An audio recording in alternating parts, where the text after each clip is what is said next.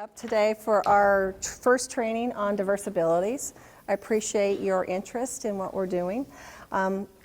We're going to be going through our tubs that were very similar to last year, so if you had the opportunity to experience diverse ability, it's very interesting information. We did change out one tub, so if, again, you were familiar with last year's, this is going to look a little bit different for some part of it. Last year we had the opportunity of you viewing a disc and or a thumb drive, and we're still going to be able to have that available with technology, but today we're also going to be taping this so you can refer to it. As we all know, once you see it and you go home, you do an etch-a-sketch moment. I don't remember what it was, so now it's time for your campus and you're going to have to refresh, and so it's going to be available for you to do that. Little information. I'm Chris Santamaria. I'm the Special Education Coordinator for the elementary schools, and we have wonderful ladies here that are specialists in their fields, and they're going to be introducing themselves when it's time for them to present. And we're going to talk also about what Diverse Ability Day looks like for you at your campus. So Jamie Azell is going to also be supporting our efforts in what we're doing with Diverse Abilities Day. I know that we will have 6 different content areas. It will be motor, adaptive equipment, reading, visual impairments, auditory impairments, and sensory. So those are the 6 different stations that you will have at your campus. You can choose to use 3 of them or all 6 of them, but these are it. There is no alteration of these kits. We're going to use the materials that the specialists have determined to be the part that we're going to be supporting. You could also choose your grade levels, so if you feel that, and your campus staff feels that we only want to do it for a certain grade level. I believe some campuses started with just 5th grade or 4th grade and 5th grade last year. Some of these materials and activities may be difficult for younger kids, but it's up to you and your campus of how you would like to do that. I also know that we're only going to schedule Diverse Ability Day 1 per week, meaning it's not going to be at one campus on Monday and a different campus on Tuesday, only 1 per week. And the scheduling will be working out with Jamie. And we're utilizing Sign Up Genius. I'm not going to ask her to speak because she doesn't have a good voice right now. So we're utilizing Sign Up Genius, so you should go back to your campus and work with the staff to determine which is a good week for your campus to be scheduling this on Sign Up Genius that Jamie will be sending that information out on how to book your week. As you receive your materials, double check that everything that the inventory sheet that would be included inside or that is taped to the top of the box is actually in there. If you notice that something is amiss, your first step might be to check with who had it last week to see if they had accidentally left something at their campus. If something needs to be replaced, the person you would contact is, and please write this name down, is Rebecca Bloxam, and she will know which person to get a hold of which particular material it is that seems to be not working or isn't present or we need something different. So please contact her.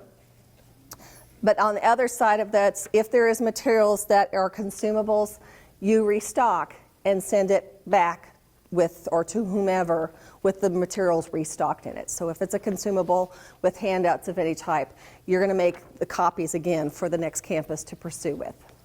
We are asking each campus to actually transport. Oh, love this idea. To the next location. So you will be transporting it when you are finished with your week to the next campus that is signed up on Sign Up Genius. And Jamie Zell can assist with the transport, because if you have a smart car, those itty-bitty ones, this will not fit. So you may need a different vehicle or assistance from other people to get those 7 boxes to the next campus. So as it's laid out, very different from last year. It will not be coming back and forth from this building. It will be going from campus 1 to 2 to 3 until all the campuses that are signed up have gotten it through their system. And you have a week to schedule it and get it from the coordination from the previous district to your use to the next district. So it will not be an overnight. That is something that we learned last year was too difficult to do. Of one campus did it Monday and the next campus did it Tuesday.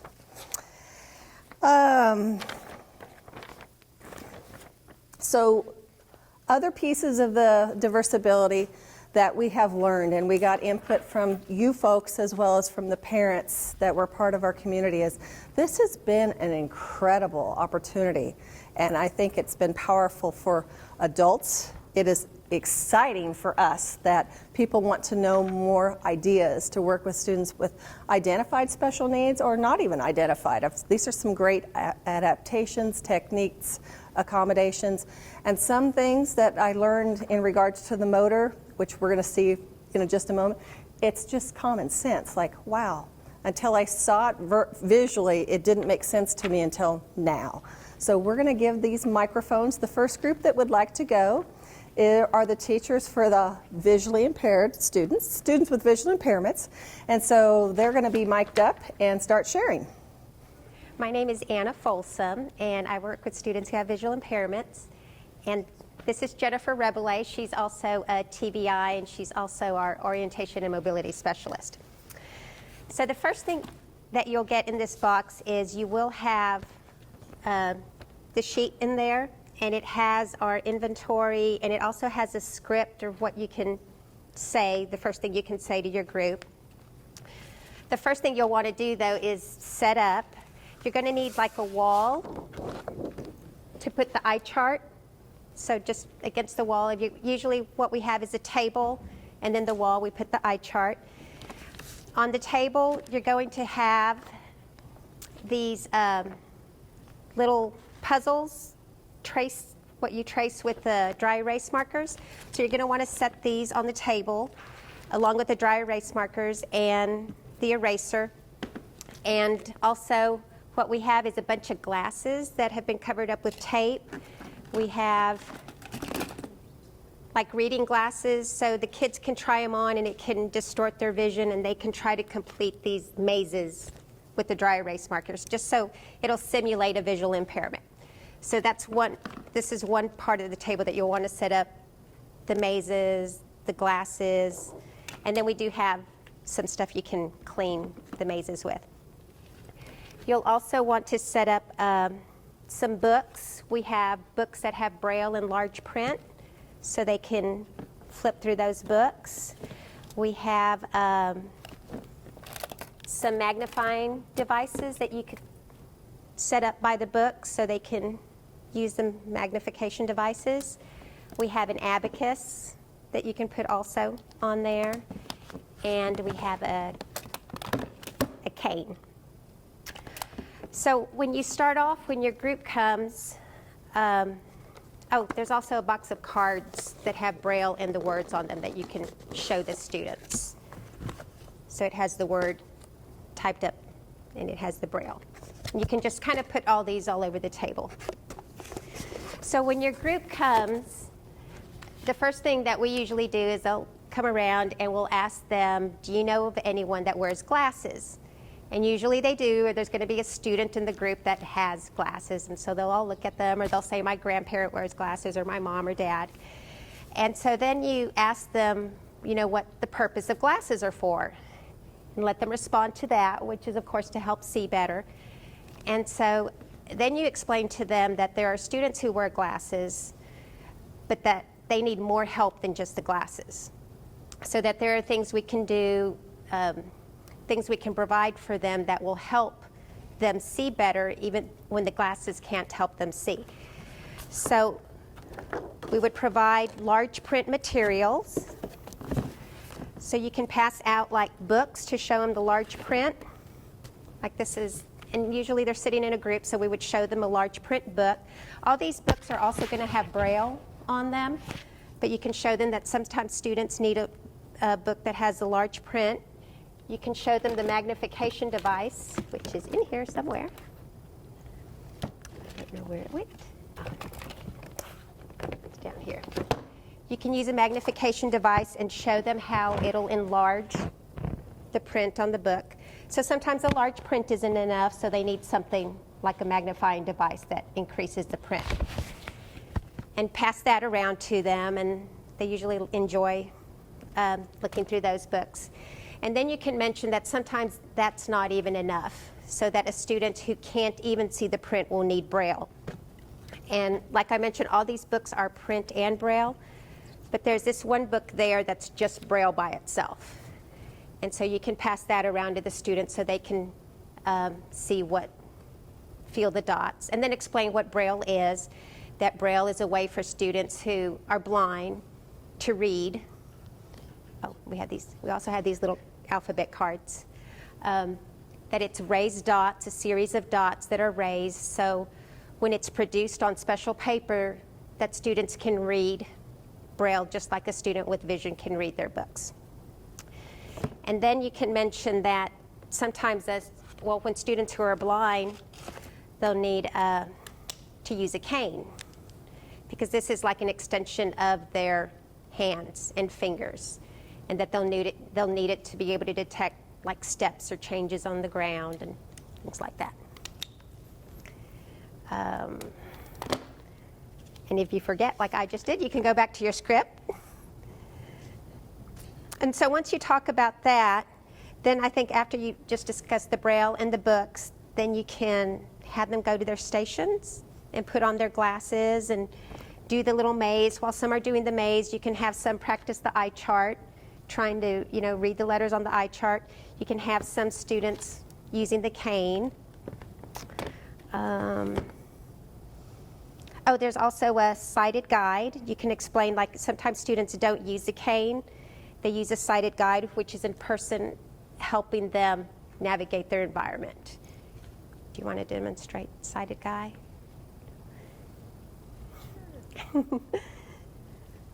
So if you want to, like a person who has a visual impairment, I would be the guide, and they would be hanging on to so anyway, just in case you ask, because that's on here. So why wouldn't you grab their hand? Because We do for itty bitties. We do for little kids. and really For that's older kids, they should be grabbing behind the elbow. because it helps when you move. Yeah. So they detect your movement that way if they're hanging on to the back of your elbow. I think that's really about it. I know some campuses last year chose to purchase those alphabet cards.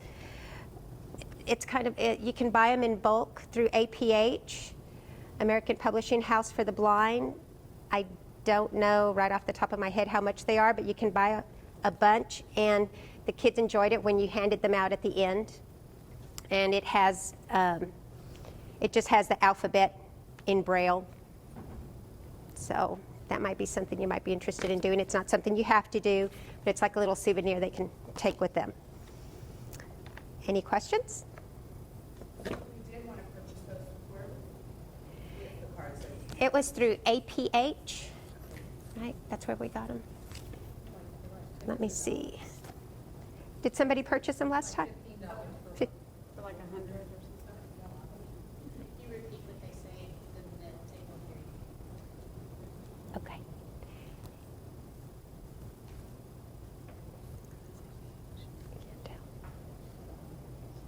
It doesn't say. They say they weren't from APH.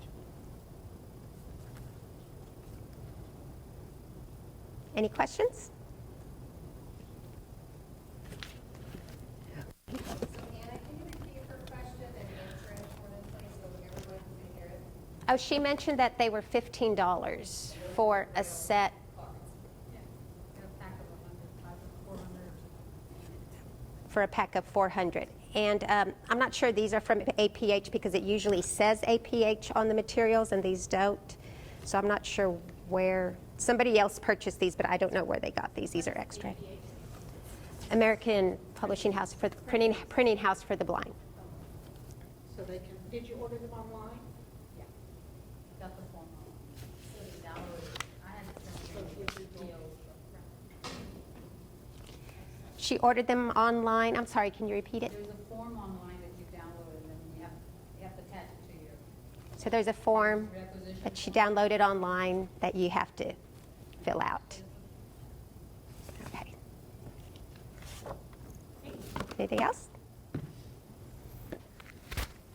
Okay, my name is Monica Bowman. I'm the physical therapist for the district, and this is Tammy Ruzek. She's a physical therapy assistant, and we are going to. Are you muted? There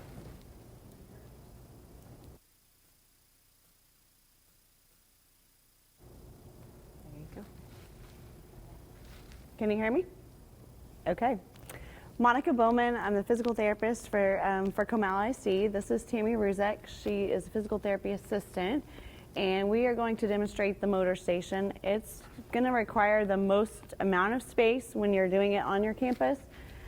We've just simulated one of the rows that you'll have for that. And so, again, in your little tub, you will find a sheet that kind of gives you directions. This is not has to be followed by the book, every letter. Just an example of what you could do and what the intent was for our original day that we did, diverse abilities. So again, it has the items listed, and so you will receive the tub that has the backpacks, some folders, and what we're wanting to do is simulate a classroom. So there will be 3 rows with approximately 3 chairs, a teacher desk at the kind of front, and then your class would start behind, and they're going to navigate through this classroom environment with, we will provide, they're behind there, they're hiding. Okay. We'll provide a set of canes and a walker, and this is all on your sheet, but and these will come as part of the tub. They just don't fit in the tub. So, and Tammy, as she gets the walker, this is how it will come. She's just going to show you how to open it. You just pry it open. It has little pins that click, and so if for some reason you're not quite sure how to get it back together, that's how it works. And so when you close it, you push the pins, and it will fold up. You just bring the legs together. Easier if you kind of get from you put it on the ground, push the pins. And then it'll collapse. So we want to obviously open it so that they can use it. And so this will come with your equipment as well as the tri-canes. The only thing that you'll have to obtain as far as adaptive equipment at your campus is a wheelchair from the nurse's station. And so that will allow them to feel what it feels like to be in a wheelchair. And every nurse should have one available. It's just the portable kind that, fold out. It's not specific. It's going to be probably large for the little kids. But again, they can try to simulate wheeling through a classroom. Obviously, the desks aren't going to come. The chairs aren't going to come. We did a desk and a chair so that they could navigate through all of that. You would have to find those on your campus as well. Let's see. And then the teacher desk. So we'll act like this is our teacher desk today. Once the students come to your station, again, originally, I think the time frame was like 8 minutes. They were going through. Each campus has kind of made it their own. So if you have longer time, that's great. If you have less time, good luck. The motor station is probably the busiest, and I think it's the one that, everybody wants to get a turn. I don't know that you'll have time to rotate between each piece of equipment. It would be good, but if you can't, you can't. So it has the time frame on this sheet. Again, it was originally 8 minutes, so vary that as you need to. Once your students come to your station, you will go through, again, there's a script on here that talks about equipment that we're going to be using today and just some wheelchair manners review. And kind of like the VI station was talking about doing, asking, engaging the kids, have you ever used a wheelchair? Who knows what a wheelchair is? And you'll get your individual responses. And then, what's a cane? Has anybody, ever seen a cane, used a cane? These are very unique canes, so they probably haven't seen anything like this. And then going onto the walker, and it gives you just some words that you can use to kind of help describe that equipment and get the kids interested, and then dividing them up. So you'll divide your children up into your 3 lines, and what their job is to do is to take a folder, and again, it looks like somebody made 4 lines. That's fine if you want to spread it out. If you have 2 wheelchairs, you know, that's great, to make it where you have 4 lines that can go. So where would start? Tammy's going to start. Whoop.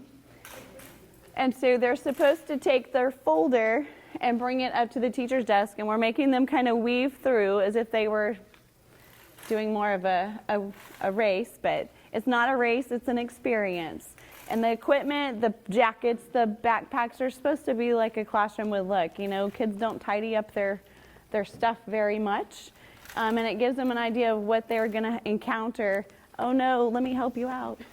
To be able to get through, to turn in their folder to the teacher.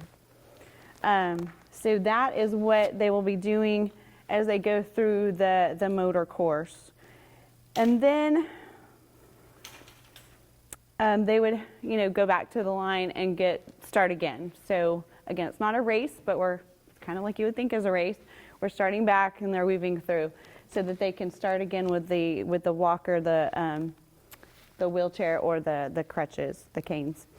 So once that's been completed, you want to do just a little station wrap up. And so just reviewing what was hard, what did you learn, what can you think about next time when you have your backpack, you know, all spread out on the floor, your folders are not contained, or you have a friend that's either, you know, has a disability that uses this equipment all the time, or what, you know, somebody's had an injury, they've broken their leg, how can you help your friends out? So that's kind of the gist of the motor station. Any questions? Yes. On the crutches, do they use 2 at a time, or is it just 1? Yeah, Tammy can go ahead and demonstrate. That's the proper gait. They can manage however they need to manage, because they're going to also have a folder, so they need to figure out, are they going to carry their folder here? Are they going to hold on to it? You know, how are they going to manage that? And these can be adjusted. We kind of left them mid-range because we were anticipating K through 5. So they may not be ideal, and that's okay too, because sometimes, you know, equipment just isn't perfect and isn't, you know, totally specific. So they can experience what was hard even if the equipment didn't fit right. So good question. Any others? All right. That's all for the motor. Okay, our next station that we're going to discuss is going to be the reading disability station. And it's actually quite simple, and because we don't have the technology hooked up with this currently, I actually brought my computer up because I do want to show you that it's quite simple. Within the bucket, you'll see one that says reading station option 1. This is when, in the perfect world, when all your technology works. And so we tried to make an option just in case there was something horrible that happened and tragic and you were unable to get things to work. Option 2 is the failed technology folder. So we'll start with the one that we hope will be your option. So within the folder is a protected sheet, and it goes through the Diverse Abilities Day reading station. And so you have more than one option for how you would prefer to have your station set up. The first option is to have one, actually that's, in option 1, there's multiple laptops. So what you'd want to ideally have is 1 per 2 students. So it was explained to us that there might be 8 in a group. So maybe a pod of 4 Macs, and the tables and chairs needed for the children to have those. And have the rolling carts of laptops. Right, the cows. And so those would be what you would want to use. The other thing you would need is a method of projecting. And so each campus should have on a rolling cart the mobile little projectors, and it would be hooked up to 1 computer. So in one of the options, you've got it's so that more children can interact with the program, and the other option being You have one computer speakers, that one's projected, as well as another projection for, it's actually for a PowerPoint of the famous people. So you could choose to run that portion differently if you didn't have the availability of the computers, but I do believe you should have. It's going to be more of a you either have the technology that day or not, I think more likely. So in that case, though, you would need 2 projectors in order to run with what we have. Inside the folder is a thumb drive, which you would just go ahead and insert into your Mac computers. I'm assuming Mac, since most of our campuses now all have Mac computers. Thank you for technology. And so when you insert, you would go to your Finder. Now that part of the directions, and when you open it up, you're going to, on your thumb drive, you only actually have 2 places that you are going to be choosing from. The first one is the PowerPoint, and in the PowerPoint it will loop. So it will automatically loop for you. So when you push play on it, it's going to go, it will run, it's the one that we were talking about projecting. So as the students are walking around, they're going to see all these famous people that they know who have reading disabilities, and it's kind of more of an enticement of what's to come. I know there's some lovely pictures on here that could scroll forever, but so after. So that's one computer that's, you might have that rolling all the time, like through the whole station for that, however long you're doing the day, might be for 4 hours, you just have it running as kids are rotating through your station, and that's fine, if you can get the 2 projection systems operating. And then you can use the other thumb drive to actually open up, again, it's the instructions, which would have a direct link to where we're taking you to. And so within this, there's a scenario of a 5th grade little girl who talks about her reading disability and how it affects her. And there are step-by-step instructions, which are, when you click into your link, you're going to then set up your child, and here she is. And so we can go ahead and. So there's 2 options. You might Do you want me to play it or Can you no? hear me fine? Okay, so there's a direct link that goes right to the personalized story of the girl. And then there are, on the direction sheet, there are step-by-step what you click to get to that personalized story if that direct link is hanging up. There are times where it will hang up and you'll be waiting for a long time. So that's why the step-by-step click directions are there. So you have both. Do I need to show any of that at this time? I don't you think? think so. Okay. And so within the video is a little girl. She's a 5th grade girl, and it's adorable and it's wonderful to hear from a child's perspective what it's like to have the reading disability. It's extremely effective. Then it automatically takes you to an instructor who explains that and how that affects their life. Then it rolls into a game that all of them play. So that's why having the stations where they can all do it, it gives all of them an opportunity to be able to do the game. And you have to manipulate the letters so that you can read actually what's there.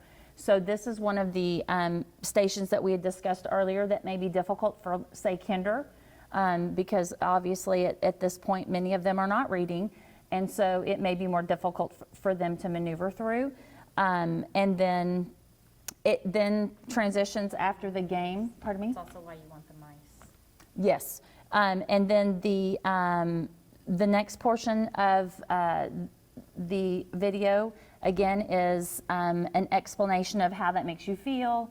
And then the little girl comes back and talks about how she feels now that she has some strategies and how you don't have to be crippled by your reading disability. Once you get strategies in place, you then will be able to access the things like your Harry Potter books, and it's lovely to hear from, again, the child's perspective, and I think children speaking to children is quite impactful. So that is what our link will do. And then it wraps up with the professional coming back in and summing it up. And I kind of thought it went away. Look at me, look at you. I was Oh, gonna say, your the thought. whole thing takes about 5 minutes, maybe 5 minutes and 30 seconds. I've forgotten the exact timing, but it's less than 6 minutes. So if you have 8-minute stations, it's kind of perfect for having them roll in, settle down, watch the little PowerPoint, and then do the whole video presentation of the personalized story. Do you want to go to option 2? We can, we sure can. Let me close this out. And then, so fail technology.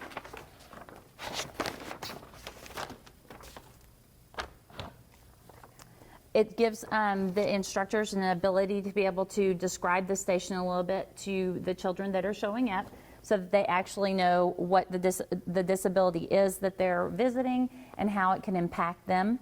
And so this is a script that the person who's running the station would be able to use. The next thing is, for this one, it was, if you were part of it last year, it may be familiar to you. You have the students read the paragraph and then have the students answer questions that you read aloud and discuss the experience. And of course, it's written in a manner that many children with reading disabilities face as they come across printed text. So it makes it very difficult for them to be able to decipher. And so the questions then are difficult for the, obviously for them to answer, because it was such a trouble with reading. The next one is to have the students read the words and ignore the color, and then have the students name the color and ignore the print. And so these were also a part of the reading disability station last year, so they may be something that's also familiar to you. It's actually quite difficult. You'll enjoy challenging yourself with that one. And then these were just printed photographs of celebrities that are also challenged with reading disabilities, mainly dyslexia. But they're something that you can show as a visual for the students to relate to characters and people that they actually know. And that's it. Any questions? So the preferred method, of course, is option 1 with technology. It's very engaging for the students, but if technology fails, there's the backup. Thank y'all. Thank you.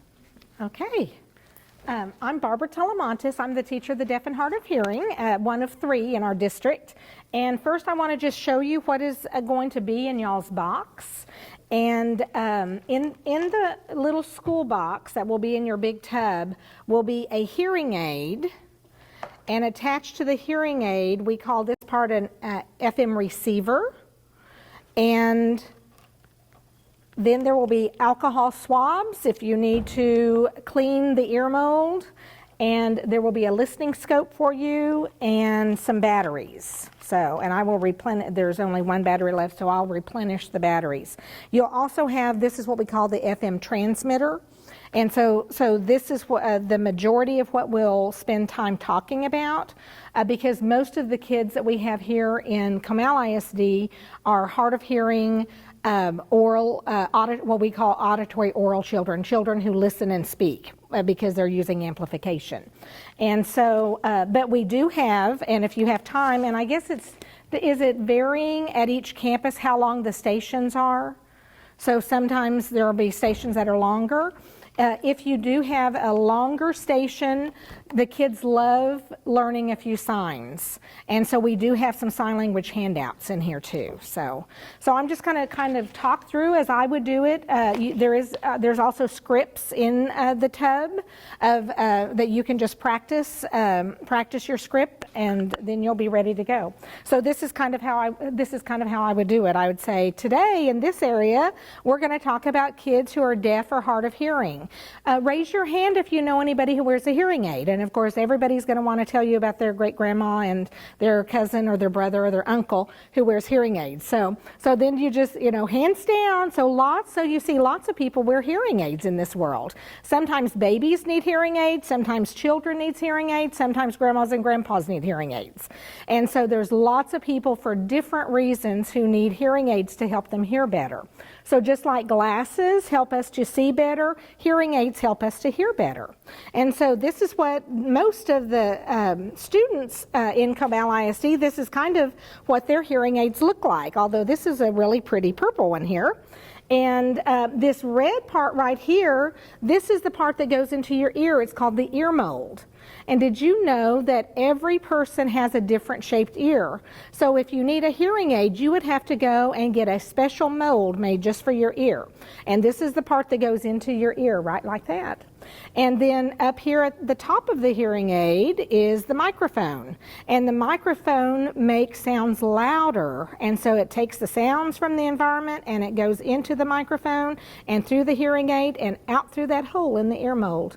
And the sound is louder. And then the child who needs a hearing aid can hear much better.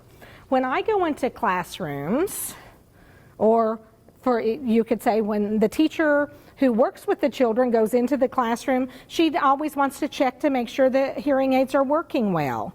And so this is my listening scope, and this is how I can listen to make sure everything is working. And there's a tiny little battery that goes inside the hearing aid. We change those batteries about once a week.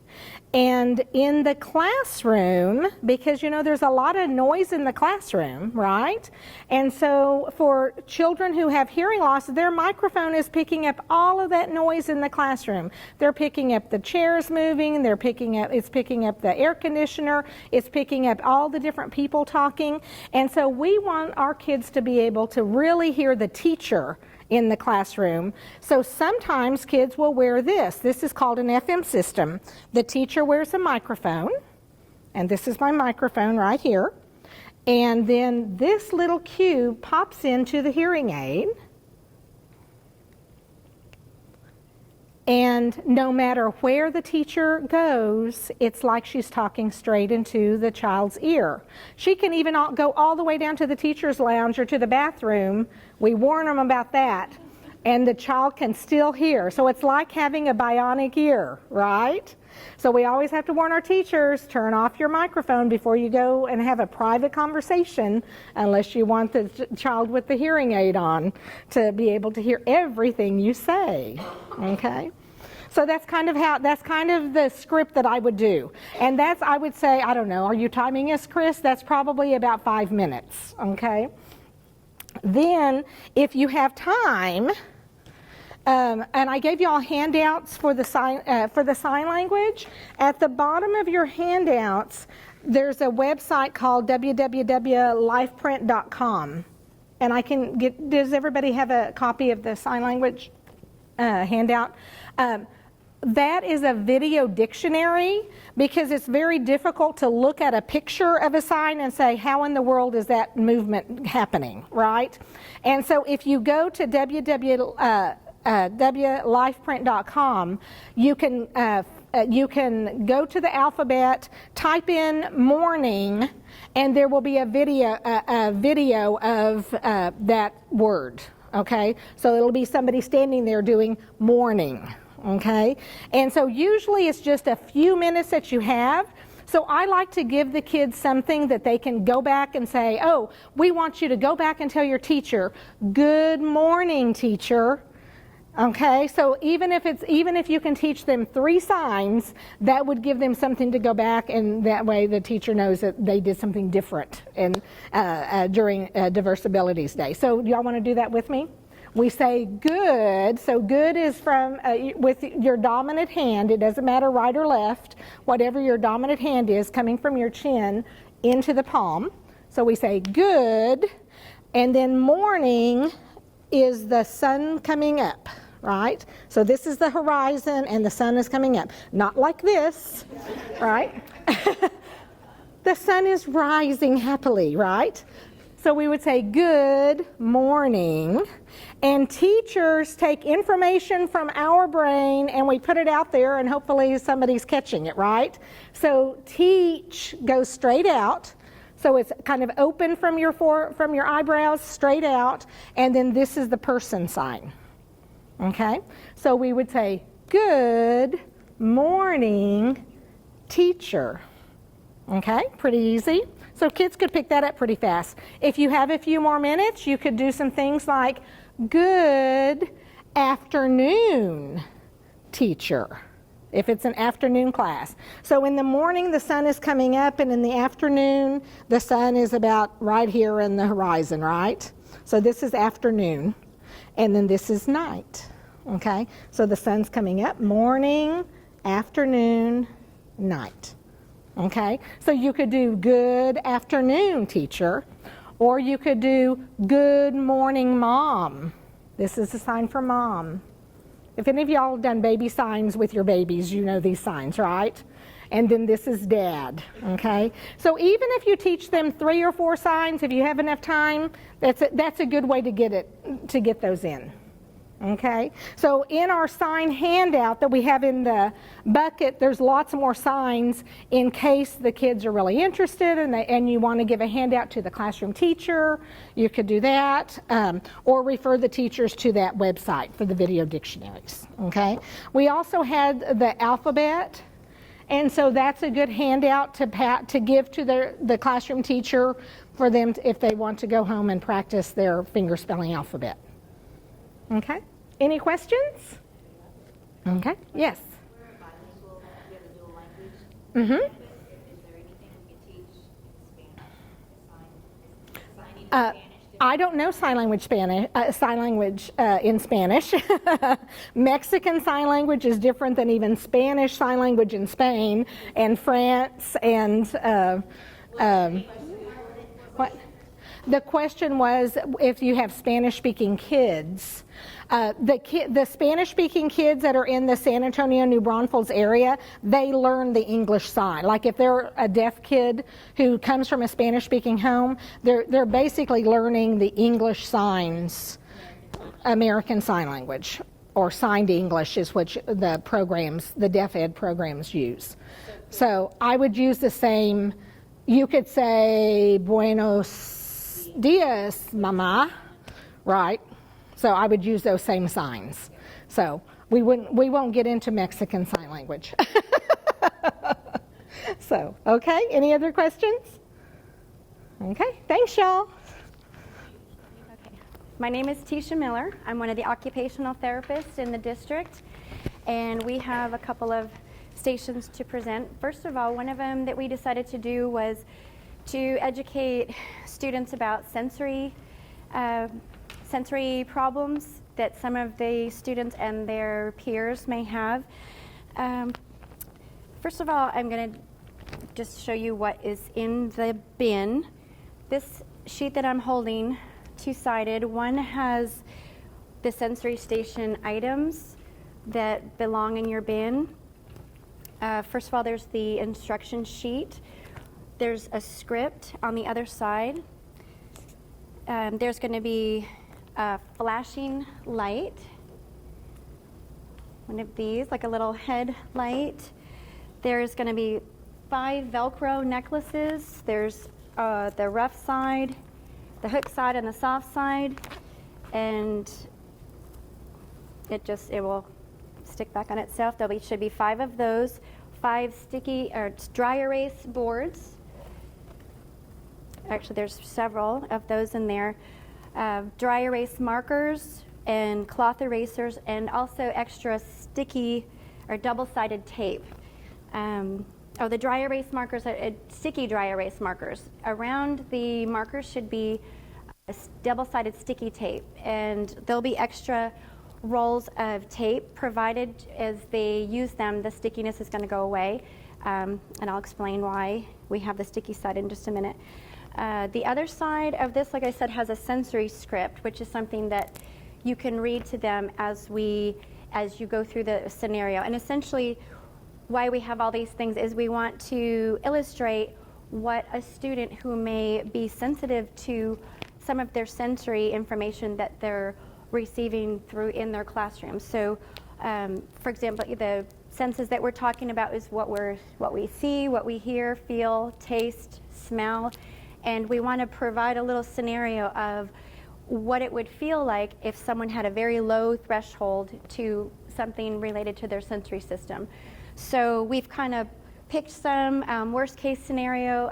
The best way that we're recommending is we'll set this up but illustrate it and have them, try to put it in their perspective of what it may feel like while they're doing something. And the activity that we chose was what they do all day long is write.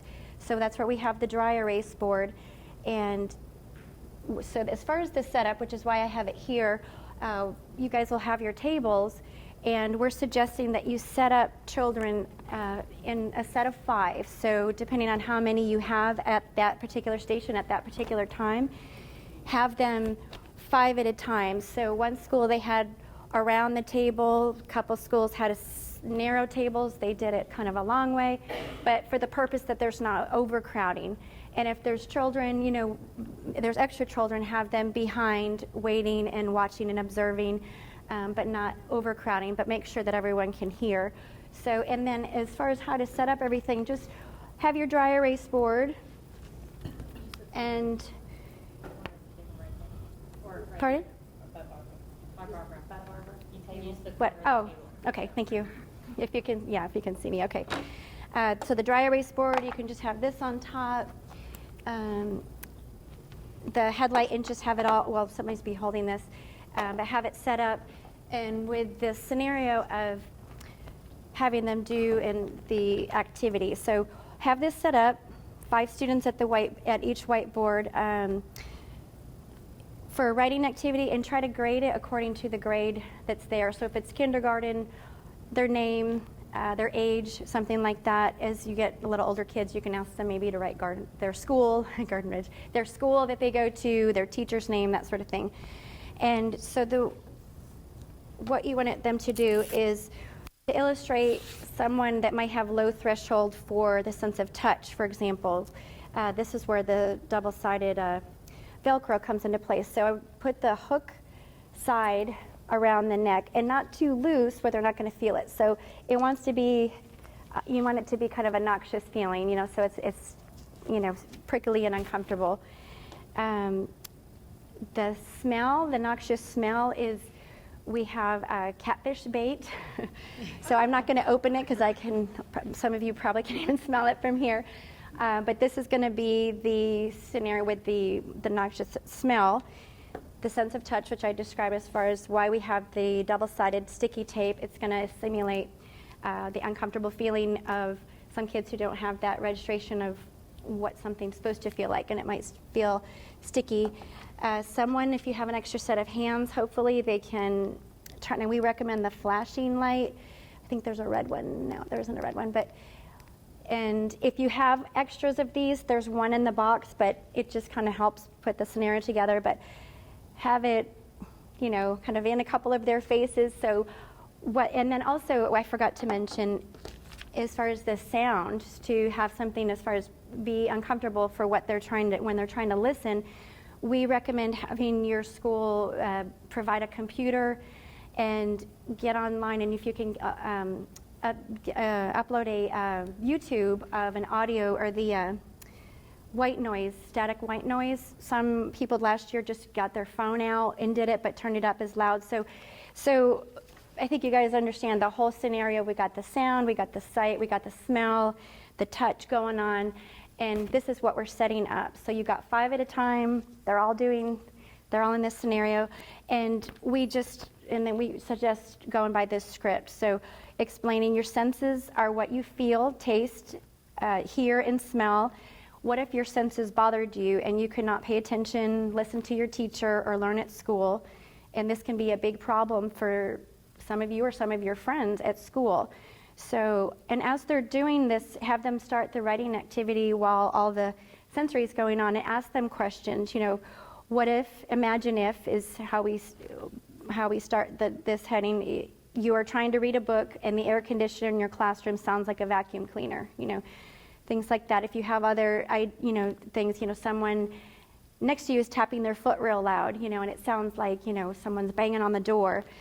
You're trying to read your library book in class and the ceiling lights hurt your eyes. That's essentially what this is supposed to simulate. They feel like police lights and they're giving you a headache. You're trying to take your math test and your shirt feels itchy and scratchy like sandpaper. How well would you be able to concentrate? Things like that. So kind of acts like leading questions to get them to really get in the scenario and other kiddos' shoes that might feel that way. You're trying to copy your spelling words and your pencil feels sticky and squishy, or like glue or honey or something like that. And then lastly, you're trying to take your test and the trash can across the room or next to you smells like rotten eggs or in our case, catfish bait. So you have that situation and you have this scenario, and ask them, after they're doing this, how did you feel? Did the lights bother you? Or most all of them are going to say the smell. But ask them, what did it feel like when you were trying to write, when it was sticky, and did the sound bother you? Some kids, it's interesting to hear which ones actually feel that way or don't notice anything at all. But ask them how they feel and say, can you imagine there's some of our friends that might be feeling that way, and you can understand maybe how that they're having a difficult time learning. So, but again, all these supplies should be in the bin, and that's it. So I will take this off because this is really bothering me.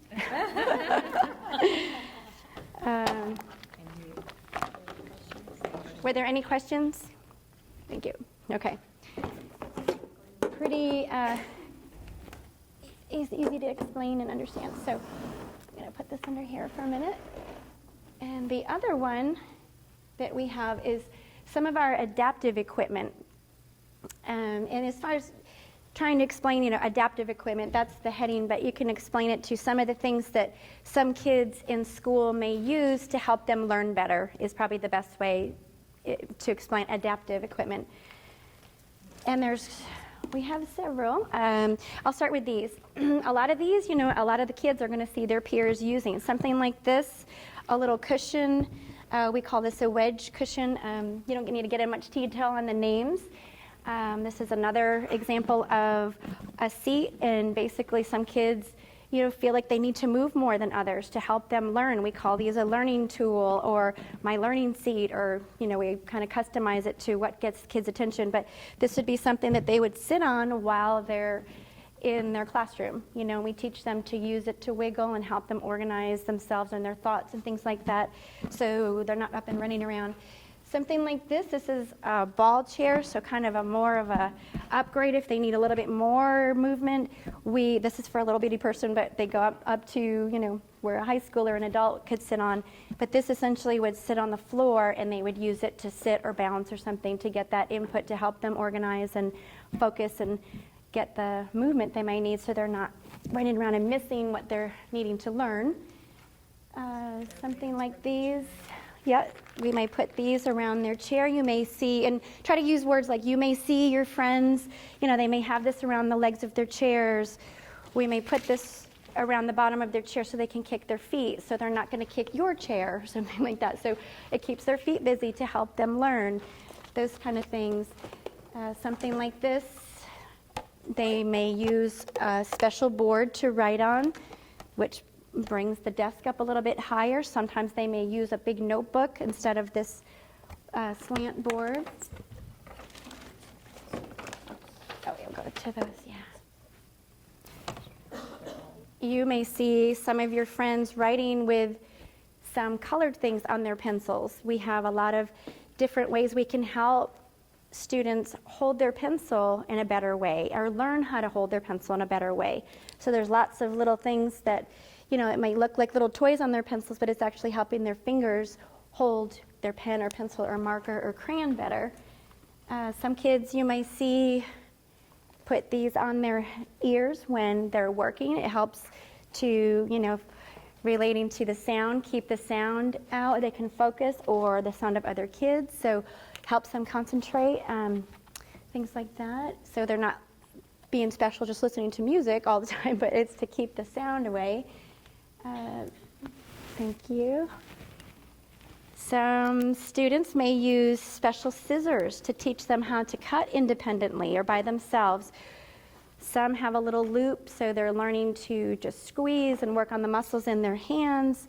Some scissors actually have a little spring. This one isn't working, but it springs back open to teach them how to eventually use scissors. So they're special scissors, or might be something that a student may see.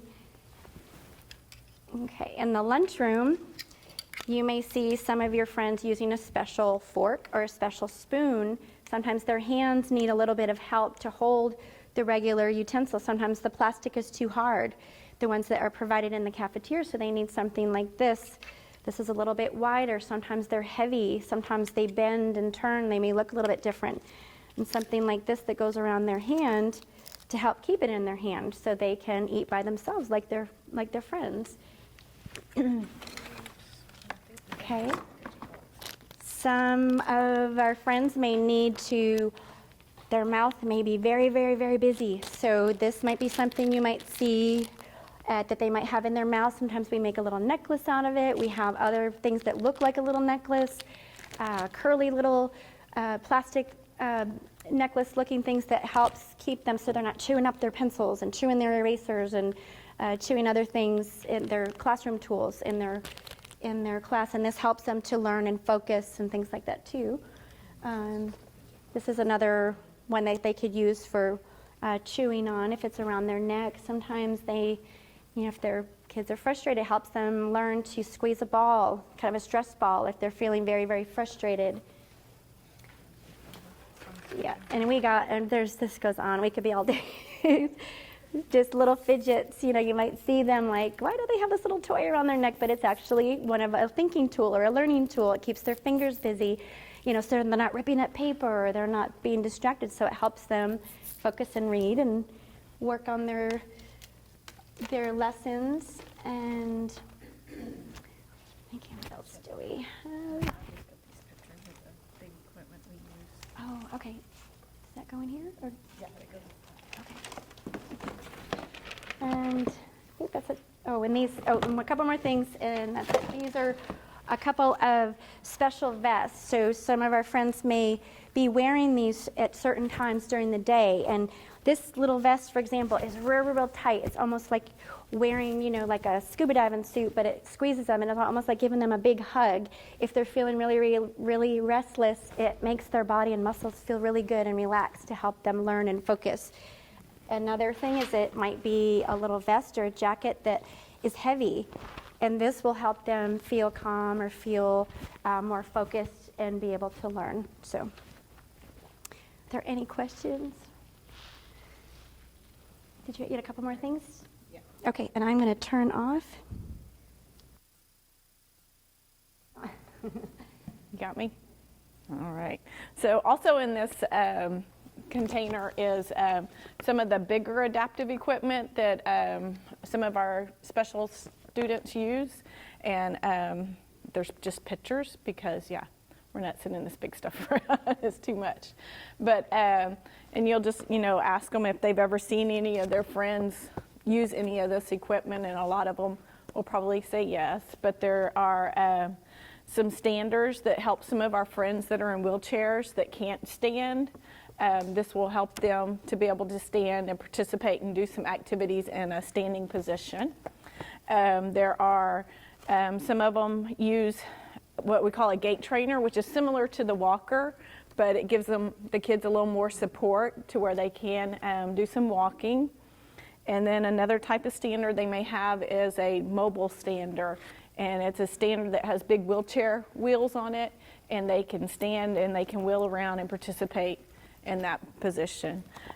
Some of the other equipment are different adaptive chairs, and they may see some of their friends using these in class.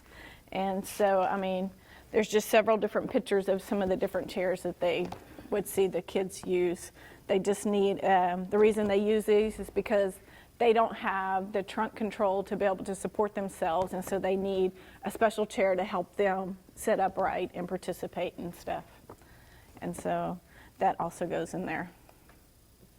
And that's it.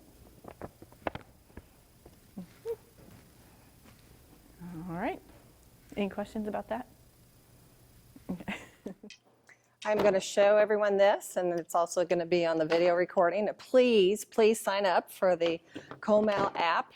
And this is the Apple, from the Apple Store if you have an Apple, and if you have a Android, you would do the Google Play to find the Comal app, and please be sharing with the other folks on your campuses to get this installed into your devices. I would like to thank you all. First of all, these ladies who are participating and sharing their valuable information to us, because we continue to learn from them. and for you to come and join us and be interested in our passion in working with our students, as well as letting the rest of the public know how fabulous what all these supports can do to support everyone. So I appreciate that from all of you. Does anyone have any questions? Just like for what instance? Because when I was hearing some of these, I could see that if your campus was trying to figure out if you're going to do it all in one day, or am I going to do it over a course? Because now you have a little luxury of a few more days since it's not immediately going to another campus within a day's time. You could spread this out and possibly affect more grade levels if your campus is wanting to do that. It's very obvious to me that a lot of the kids will love some of these opportunities, whereas as they were saying, the motor one may be difficult for some of the younger kids, the smaller children. I can see that the reading one is very fabulous for the older kids also, but again, our little guys aren't at that reading level yet, so that may not be appropriate. For an example then, if you're going to have a K1 and 2 day, maybe a couple of these will not be presented, which would give your rollover sessions maybe a longer period. But if you are doing the older grades, all of this is incredibly helpful. Some of your students, if you had 4th grade or 3rd grade last year and are now 4th and 5th graders this year, they may remember some of these, so they may be able to expand in areas that they've thought about it, they've used it, they've experienced it with other kids. So I can see a great opportunity to individualize to meet your campus needs. Once again, this is the equipment to use. Those are the scripts to use. If you choose not to do an individual or some of those boxes that are ideas, that's fine, but no variation, no additions to the scripts, no addition to the materials. These are what we've determined to be the best practice at this time for your campuses. Any questions? All right. The website we're using for our station has scenarios for younger children. We can look into those and see if it'd be appropriate to make a Okay. The reading one, the website does have for younger ages, so it's very possible that we can look into some reading difficulty issues for some of the younger kids. So we can look into that and follow up with that for your campuses and send that information out. Anything else? Once again, thank you very much, and go have a fabulous rest of your day.